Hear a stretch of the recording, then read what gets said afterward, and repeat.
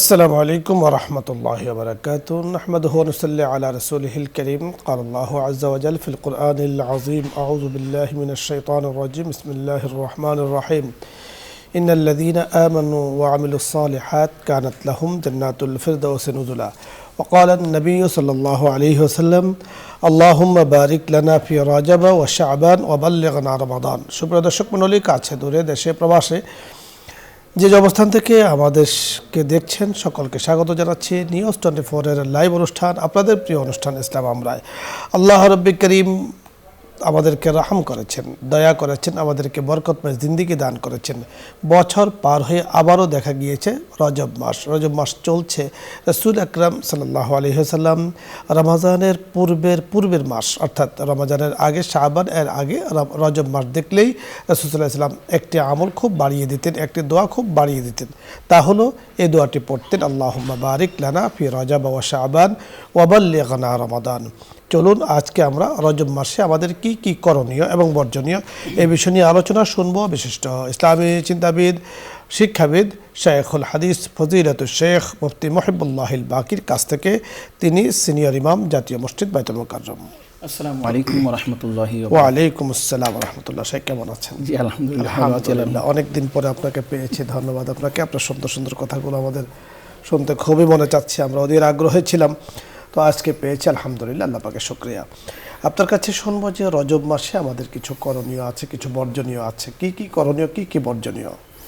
আলহামদুলিল্লাহি রাব্বিল আলামিন ওয়াসসালাতু ওয়াসসালামু আলা আশরাফিল আমবিয়া ওয়াল মুরসালিন আম্মা বা'দ ফাআউযু বিল্লাহি মিনাশ শাইতানির রাজীম বিসমিল্লাহির রহমানির রহিম ইন্না ইদ্দাতাশ শুহুরি ইনদাল্লাহি 12 শাহরান ফি কিতাবিল্লাহ ইয়াওমা খালাকাস সামাওয়াতি ওয়াল আরদা মিনহা আরবা'াতুন হুরুম যালিকা আদ-দীনুল কাইয়্যিম ফালা তাজলিমু ফীহিন্না আনফুসাকুম সাদাকাল্লাহুল আযীম। আসলে আপনি যে কোনো সময় এক প্রেক্ষাপট অনুযায়ী যে বিষয়গুলি নির্বাচন করেন, আপনার এই নির্বাচনের মধ্যেও এক ধরনের একটা শালীনতা, একটা দক্ষতা এবং একটা মানে ইন্টেলেকচুয়ালিটি পাওয়া যায়। আমি আজকে হঠাৎ করে দেখলাম যে আপনি রজব মাস সম্পর্কে, আসলে এই বিষয়টা খুব গুরুত্বপূর্ণ বিষয়। আপনি জানেন আল্লাহ পাক রব্বুল ইজ্জত কোরআনে কারীম ইরশাদ করেন যে যেই দিন থেকে আকাশ এবং জমি আল্লাহ সৃষ্টি করেছেন সেই দিন থেকে আল্লাহ বছরকে 12টি মাসে বিভক্ত করেছেন। এবং আল্লাহ পাক রব্বুল ইজ্জত বলেন এই 12টি মাসের মধ্যে 4টি মাস হলো আশহুরুল হুরুম, যিলকাদা, যিলহজ, মুহররম। এই 3টি মাস হলো ধারাবাহিকভাবে, আর একটি মাস হলো আলাদা, যেটা হলো রজব মাস। তাহলে 12 মাসের মধ্যে যে 4টি মাস সবচাইতে সম্মানিত মাস, তার মাসের মধ্যে একটি মাস হলো রজব মাস। এবং এই রজব মাস, আপনি একটি কথা বলেছেন, রাসূল পাক সাল্লাল্লাহু আলাইহি ওয়াসাল্লাম যখন এই রজব মাস শুরু হতো তখন আল্লাহর কাছে দোয়া করতেন আল্লাহুম্মা বারিক লানা ফি রজব ওয়া শাবান ওয়া বাল্লিগনা রমাদান।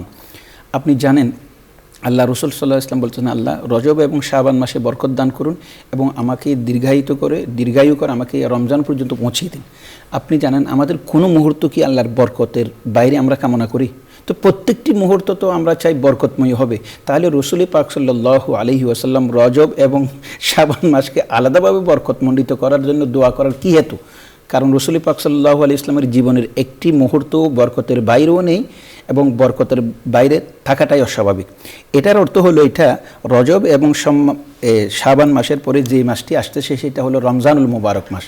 রাসূল পাক সাল্লাল্লাহু আলাইহি ওয়াসাল্লাম এত মাসুম নবী হওয়া সত্ত্বেও রাসূল পাক সাল্লাল্লাহু আলাইহি ওয়াসাল্লাম নিজের জন্য এবং উম্মতকে শিক্ষা দেওয়ার জন্য যে শুধু রমজান আসলে তোমরা ইবাদত করবে, তাহলে রমজান কতক সময় রমজানের ইবাদতগুলি তোমাদের জন্য কঠিন হয়ে যাবে, হয়তো রসুলের জন্য কোনোদিনও কঠিন না। তো উম্মতকে শিক্ষা দেওয়ার জন্য যে আমি নবী করিম সাল্লাল্লাহু আলাইহি ওয়াসাল্লাম, আমি নবী হয়ে মাসুম হয়ে আল্লাহর এত মখলুকের মধ্যে সবচাইতে সৃষ্টির মধ্যে সবচাইতে উত্তম হওয়া সত্ত্বেও আমি রমজানের প্রস্তুতির জন্য 2 মাস আগে থেকে প্রস্তুতি শুরু করে দিই, রজব এবং শাবান মাস।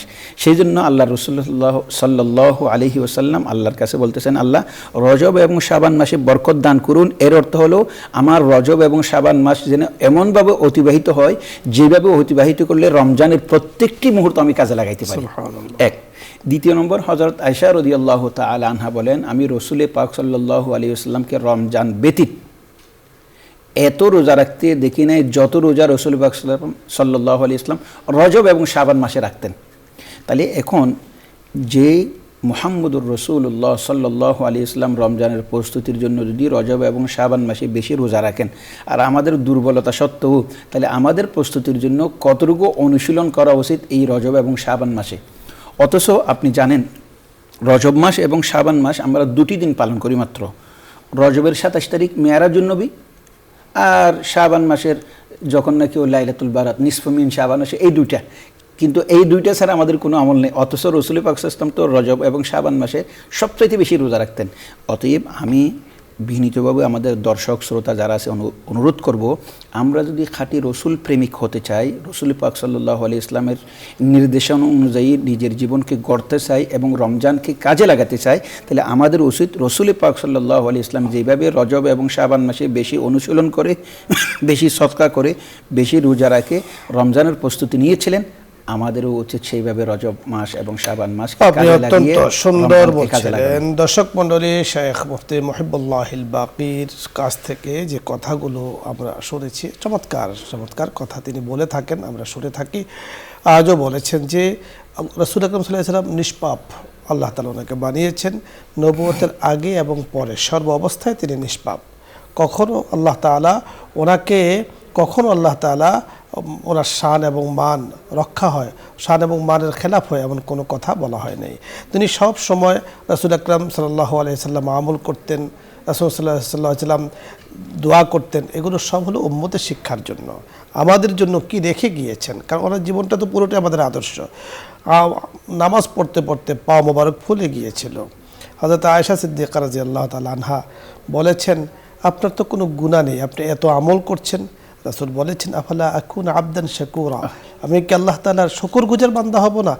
শুকরের জন্য রাসূল এত ইবাদত করেছেন। আর আমাদের তো গুনাহ মাফের জন্য ইবাদত করা দরকার, আল্লাহ পাকের হুকুম পালনের জন্য ইবাদত করা দরকার। তাই চলুন আজ থেকে রজব মাস শুরু হয়েছে, দানের পরিমাণ বাড়িয়ে দিই, সদকার পরিমাণ বাড়িয়ে দিই, নফল ইবাদতের পরিমাণ বাড়িয়ে দিই এবং দোয়াটি বারবার পড়তে থাকি। অন্তত দৈনিক যেন 5 ওয়াক্ত নামাজের পরে আবার 2-4-5 বার পড়া হয়, এই ইলতিজাম করি। এই বিষয়টি আবশ্যকীয়তা যেন নিজের উপর আমি করতে পারি, আল্লাহ তাআলা সেই তৌফিক দান করুন। দর্শক মণ্ডলী, আলোচ্য বিষয় নিয়ে যদি আপনাদের কোনো প্রশ্ন থাকে অথবা ইসলামের কোনো মাস্টার জানার প্রয়োজন হয়, আপনি চাইলে প্রশ্ন করতে পারেন, আমরা চেষ্টা করব কথা বলার জন্য।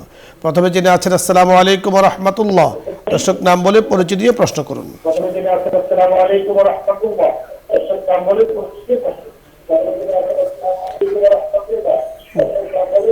জি দর্শক, আমরা যারা প্রশ্ন করছি টেলিফোনের ভলিউম কমিয়ে এরপরে আমরা প্রশ্ন করি। আসসালামু আলাইকুম। ওয়ালাইকুম আসসালাম ওয়া রাহমাতুল্লাহ। প্রশ্ন বলুন, আপনার টিভির ভলিউম কমিয়ে প্রশ্ন করুন। জি আচ্ছা, প্রশ্নটা কমাইনি।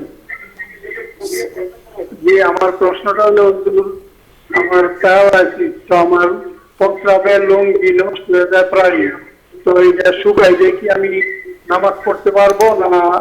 অত্যন্ত গুরুত্বপূর্ণ একটি প্রশ্ন করেছেন, ধন্যবাদ আপনাকে। আমরা কথা বলছি একটু, অর্থাৎ সম্ভবত ওরা প্রস্রাব ঝরে, তো সেক্ষেত্রে উনি চাচ্ছেন যে লুঙ্গি শুকিয়ে নামাজ পড়তে পারবেন। মাশাআল্লাহ, আসলে এই জীবন ঘনিষ্ঠ প্রশ্নগুলো আসলে আমাদের খুব খুশি লাগে, কারণ এটা তো হলো একেবারে স্বাভাবিক, যেগুলি আমরা মানে এদর উদর প্রশ্ন না। তো আমি বলি আমার ভাইজানকে, যে সমস্ত ব্যক্তি কোনো একটা ঘা এমন আছে যে সবসময় রক্ত ঝরতেছে, অথবা কোনো একটা ব্যক্তি এমন আছে সবসময় তার পেশাব হচ্ছে, এইগুলি প্রথমে হচ্ছে রক্ত ঝরতে ঝরতে, পেশাব ঝরতে ঝরতে বা রক্ত ঝরতে ঝরতে এমন হয়েছে যে আমি আসর থেকে মাগরিব পর্যন্ত এমন কোনো সময় পাই নাই যে সময় শুধু আমি আসরের নামাজটুকু পড়তে পারবো, তাহলে আমি তখন থেকে মাযুর অক্ষম ব্যক্তি হিসেবে গণ্য হয়ে যাব। কিন্তু প্রথমে অক্ষম ব্যক্তি হিসেবে গণ্য হওয়ার জন্য ওজরটা একেবারে ব্যক্তি থাকতে হবে, এক ওয়াক্ত পড়া। এরপরে যখন আমি প্রত্যেক ওয়াক্ত শুরু হবে, মাগরিবের সময় নতুন উজু করব, এই উজু নিয়ে আমি একেবারে মাগরিব শেষ হওয়া পর্যন্ত সমস্ত ইবাদত করতে পারবো। এবং পেশাব ঝরলে সেটা কাপড়ও পরিবর্তন করতে হবে না, পেশাব বেরোলেও উজুও করতে হবে না। তবে যেটার কারণে আমি অক্ষম ব্যক্তি হয়েছি, মাযুর হিসেবে গণ্য হয়েছি, তাছাড়া অন্য কোনো আবার ওযু নষ্ট হওয়ার অন্য কারণ তখন আবার নতুন ওযু করতে হবে। চমৎকার বলেছেন। অর্থাৎ 5 ওয়াক্ত নামাজ সময় শুরুতে আপনি ওযু করে নেবেন, এরপরে যত ইচ্ছা নামাজ পড়বেন। এই ওয়াক্ত চলে যাবে, আবার ওযু করবেন, শুধু এই ওযুরের জন্য। অন্য কোনো ওযু ভাঙার কারণ যদি পাওয়া যায় তাহলে আপনাকে আবার নতুন করে ওযু করে নিতে হবে। পরবর্তী দর্শক, আসসালামু আলাইকুম ওয়া রাহমাতুল্লাহ। ওয়ালাইকুম আসসালাম হুজুর। জি বলুন। আমার দুইটা প্রশ্ন। ওয়ালাইকুম আসসালাম হুজুর, আমার তিনটা প্রশ্ন আছে। বলুন। হুজুর, পাশে মসজিদে যদি এখন ধরে 6টার সময় জামাত শুরু হয়েছে ভোরে, আমি যদি ওই জামাত অনুপাতে যদি বাইরে নামাজ পড়ি, থাকে কি মেয়ে মানুষ আমি, তাহলে হচ্ছে আমি ওই জামাতের সওয়াব পাবো হুজুর? আর আর দ্বিতীয় নম্বর প্রশ্ন হুজুর, যে আমার স্বামী ধরেন মানে ভালো কাজের জন্য হয়তো ফজরের নামাজ এশার নামাজ জামাতে যায় না, একটু অনেক 3 ওয়াক্ত যায়। আমি ওর জন্য মানে অনেক বলতে গেলে হচ্ছে সে রাগ করে, মানে মারও খাই সময় পাই হুজুর। কিন্তু হচ্ছে বলার পরে হচ্ছে এখন আল্লাহ রহমতে ফজরের নামাজ জামাতে যাচ্ছে, কিন্তু অতিরিক্ত চাপ সৃষ্টি করা কি আমার ঠিক না হুজুর? আবার ধরেন অন্য ভালো কাজ করতে বললে এরকম করে। ধন্যবাদ। জি জি, আমরা বুঝতে পেরেছি। 3 নম্বর প্রশ্ন বলুন। 3 নম্বর প্রশ্ন হুজুর, আমার মেয়ে একটা বুদ্ধি প্রতিবন্ধী হুজুর, দোয়া করবেন আমার মেয়ে যেন ভালো হয়। জি, আল্লাহ তাআলা ওনাকে সুস্থ করে দেন, দোয়া করছি। প্রথম যে প্রশ্নটি করেছেন, পাশেই মসজিদ, সম্ভবত উনি যে বাসায় থাকেন, তো মসজিদের সাথে তো উনি কি জামাতে যুক্ত হওয়ার কোনো সুযোগ আছে? প্রথম কথা হচ্ছে ওনার ঘর যেটা আছে সেটা তার মসজিদ না, মসজিদ না। দ্বিতীয় নম্বর কথা হলো এত্তেসালে সুফুফ নাই, মানে আমি যে ধারাবাহিক কাতার হবে এটাও নাই। তৃতীয় নম্বর কথা হলো ওখানে মাইক চলে, তাই বলে যে আমি যদি জামাত শুরু করে দিলাম হঠাৎ করে যদি মাইকটা বন্ধ হয়ে যায়। হ্যাঁ, কতক সময় আমরা এই প্রশ্নতে একটু লম্বা করে জবাব দেওয়ার কারণ এটা, যেমন আমরা ঈদের নামাজের সময় আমাদের কাতার যাইতে যাইতে একবারে দৈনিক বাংলার মোড় পর্যন্ত চলে যায়। তা আপনি মনে ভাববেন যে হুজুর আমার ঘরের পাশে মসজিদ একেবারে আমি মুসল্লি দেখতেছি, তখন পারতেছি না, আর আপনি বাইতুল মোকাররমের দৈনিক বাংলার মোড় পর্যন্ত চলে যাচ্ছে না। এটা দৈনিক বাংলার মোড়, সেটা এত্তেসালে সুফুফ, ধারাবাহিক, সেখানে কাতার আছে এবং মাইক আছে, এবং মাইক বন্ধ হলে আবার সেটা মুকাব্বির আছে। আপনার এখানে কিছু আছে। দ্বিতীয় নম্বর কথা হলো মহিলাদের জন্য এই মসজিদে উপস্থিত হওয়া যেহেতু জরুরি নয়, সেহেতু এত রিস্ক নিয়ে নামাজ পড়ার দরকার নাই। আর পুরুষদের জন্য যেহেতু মসজিদে যাওয়া ওয়াজিব, সে এই মসজিদের আজান দিয়ে যে নামাজ পড়ে, কাতার নামাজ পড়ে, সে আস্তে আস্তে জামাতে যাওয়ার যে তার জরুরত সেটা তার কাছে কমে যাবে, এক ধরনের সেটা অবহেলা হবে। সেজন্য আমি বলবো যে আপনি তো মহিলা হিসেবে যাওয়ার দরকার নেই, আর পুরুষ হলে তাকে মসজিদে যাইতেই হবে, ঘরে একতাদা করার। চমৎকার বলেছেন। স্বামীকে উনি যথেষ্ট নামাজের তালকিন দেন, নামাজের কথা বলেন, তো একটা পর্যায়ে মানে শারীরিক অত্যাচারও করতো, এখন আলহামদুলিল্লাহ জামাতে যাচ্ছেন, তো এটা খুশির খবর, আল্লাহ তাআলা তৌফিক দেন। তবে উনি বলেছেন এই ধরনের ভালো কাজ করতে গেলে অনেক সময় আমরা কষ্টে পড়ি, এতে করে তো ওনাদের হারাবার কিছু নাই, পাওয়ার অনেক কিছু আছে। আমাদের আল্লামা কাসিমি রহমতুল্লাহ আলাইহি বলতেন দিনই কাজে ঠকার নাই, হুজুরের পরিভাষায় বলতেন দিনই কাজে কেউ ঠকে না। আপনি যে এই কাজ করেছেন, আপনার এই মেহনতের বদৌলতে আল্লাহ পাক ওনাকে কবুল করেছেন। আমি একটা এখানে কথা বলি, আমার বোনে যে বলেছেন যে আমি মারও খেয়েছি এবং কিন্তু আগের থেকে একটু ভালো হয়েছে, তার ট্রিটমেন্টটা কাজে লাগছে। ট্রিটমেন্ট কাজে লাগছে, সুন্দর কথা বলেছেন। ট্রিটমেন্ট যেহেতু কাজে লাগছে, তাহলে একটু আত্মটুকু যদি স্বামী স্ত্রীর সমঝোতামূলক জীবন, আমি মাঝে মধ্যে বলি কি জানেন, স্বামী স্ত্রীর জীবনটা বলো হয় ভাই, দাম্পত্য জীবনটা হলো সমঝোতামূলক জীবন। যার কারণে স্বামী একটু মাঝে মধ্যে রাগ করলেও কতক সময় দেখবেন যে এই রাগটা যখন বুঝে আসবে, সে আপনার প্রাপ্য পথা থেকে আপনাকে বেশি দিয়ে দেবে। রাইট। আমি মাঝে মাঝে আমাদের এই অনুষ্ঠানে বলে থাকি যে অনেকে আমাদেরকে প্রশ্ন করে থাকেন যে স্বামী স্ত্রীর ঝগড়া, তো আমি আসলে এটাকে ঝগড়া বলতে রাজি না। অভিমানমূলক কিছু কথাবার্তা হয়, কথা কাটাকাটি হয়, এগুলো আবার একটু পর্যায়ে শেষ হয়ে যায়। কারণ আমি দেখেছি যে এটা স্থায়ী হয় না, কিছুক্ষণ পরে একজন আরেকজনের সাথে কিন্তু স্থায়ীও হয় না। এবং স্বামী স্ত্রীর বিষয়টা এমন কিছুক্ষণ পরে যখন বুঝে আসে, তখন আবার স্ত্রীরে কীভাবে আপন করবো তার জন্য আবার বিভিন্ন কৌশল তালাশ করতে থাকে। আপনি চমৎকার বলেছেন। এটা আল্লাহ তাআলার মানে আমি দেখেছি আমাদের বয়স্ক মানুষ যারা আছে একটু ঝগড়া করছে, আবার একটু আবার পান বানায় দিচ্ছে, ওইদিকে ফিরে পান বানায় দিচ্ছে, মানে আবার পানটা বানায় না দিলে যদি স্বামীর মনে কষ্ট যায়, তো উনি আবার আরেক দিকে ফিরে পান নিচ্ছেন। একটু বড় যদি কথা বলতে দেরি হয়, তারপর আমার সাথে কথা বলতেছে না। এই যে মানে একটা আমি মাঝে মধ্যে বলি, এটা যদিও বলা উচিত না, দুনিয়ার মধ্যে বাপ পুত ছেলে মেয়ে এগুলির সম্পর্ক হলো পরে, আদম আলাইহিসসালাম এবং হাওয়া আলাইহিসসালামের সাথে প্রথম সম্পর্ক যেটা হলো সেটা হলো দাম্পত্য জীবনের সম্পর্ক দিয়ে মানব জীবনের সূচনা। অত্যন্ত চমৎকার বলছিলেন। পরবর্তী দর্শক, আসসালামু আলাইকুম। ওয়ালাইকুম আসসালাম ওয়া রাহমাতুল্লাহ। ভালো আছেন? আলহামদুলিল্লাহ, আল্লাহ তাআলা ভালো রেখেছেন। সূরা বাকারা নামাজের মধ্যে পড়া যাবে? জি জি জি, আমি বুঝতে পেরেছি। কোরআনে কারিমের মধ্যে সবচেয়ে বড় সূরা সূরাতুল বাকারা। এই সূরাতুল বাকারা নামাজে পড়া যাবে তো? এখন এইরকম লম্বা কেরাত কারো মুখস্থ থাকলে পড়া যাবে, কারণ আমাদের আকাবেরদের মধ্যে যারা এক পারা এক রাকাতে পড়তো তারা তো এরকমই পড়তো। কিন্তু আমাদের জন্য তো স্বাভাবিকভাবে কেউ পড়তে পারবে না। আমি কারি তৈয়ব রহমতুল্লাহ আলাইহির একটা ঘটনা আছে। উনি বললেন যে আমি এত ব্যস্ততার মধ্যে, যিনি 40 থেকে 50 বছর প্রায় ধারাবাহিক দেবনের মোতামিম ছিলেন এবং সারা বিশ্বের সাথে দেবনের একটা সম্পর্ক, এটা আপনি জানেন। এত ব্যস্ততার সাথে উনি বলেন যে আমি কোনোদিন আমার বাবার ওসিয়তের কারণে এক পারা কোরআন পড়ি নেই, সেরকম আমার জানা মতো কোনোদিন যায়নি। সত্যি বাস্তবিক পক্ষে অর্থে ওনারা আল্লাহ তাআলার ওলি ছিলেন। শাইখ, ধন্যবাদ আপনাকে। দর্শক মণ্ডলী, আমরা অনুষ্ঠানের শেষ পর্যায়ে আছি। সর্বশেষ যিনি প্রশ্ন করেছেন, সূরাতুল বাকারা সর্ববৃহৎ সূরা, কোরআনের মাঝে পড়া যাবে না এই কথা তো বলাই যাবে না। আপনি পুরোটা পারলে পড়েন অথবা অর্ধেক পারেন, যতটুকু পারেন, যেহেতু কোরআনের অংশ, নামাজ পড়া যাবে, নামাজ পড়তে হবে। নামাজ পড়ার কোনো কি বলে, আপনি যেখান দিয়ে পারেন সেখান দিয়ে আপনি নামাজে পড়ুন, কোনো সমস্যা নেই। ধন্যবাদ সকলকে আজকের এই সুন্দর আয়োজনে অংশগ্রহণ করার জন্য। আল্লাহ তাআলার শুকরিয়া আদায় করে আজকের মতো বিদায় দিচ্ছি। আসসালামু আলাইকুম ওয়া রাহমাতুল্লাহি ওয়া বারাকাতুহু। এখন দোয়া হবে, দরুদ ইস্তিগফার পাঠ করি। আল্লাহুম্মা সাল্লি আলা সাইয়্যিদিনা ওয়া নাবিয়্যিনা ওয়া শাফিঈনা ওয়া হাবিবিনা ওয়া মাওলানা মুহাম্মদ সাল্লাল্লাহু আলাইহি ওয়া আলা আলিহি ওয়া আসহাবিহি ওয়া বারাকা ওয়া সাল্লাম। আস্তাগফিরুল্লাহ রাব্বি মিন কুল্লি যামবিন ওয়া আতুবু ইলাইহি। লা হাওলা ওয়া লা কুওয়াতা ইল্লা বিল্লাহিল আলিয়্যিল আযীম। জি শেখ। আল্লাহুম্মা আমিন। আলহামদুলিল্লাহি রাব্বিল আলামিন। والصلاة والسلام على أشرف الأنبياء والمرسلين والعاقبة للمتقين ولا عدوان إلا على الظالمين. ربنا ظلمنا أنفسنا وإن لم تغفر لنا وترحمنا لنكونن من الخاسرين.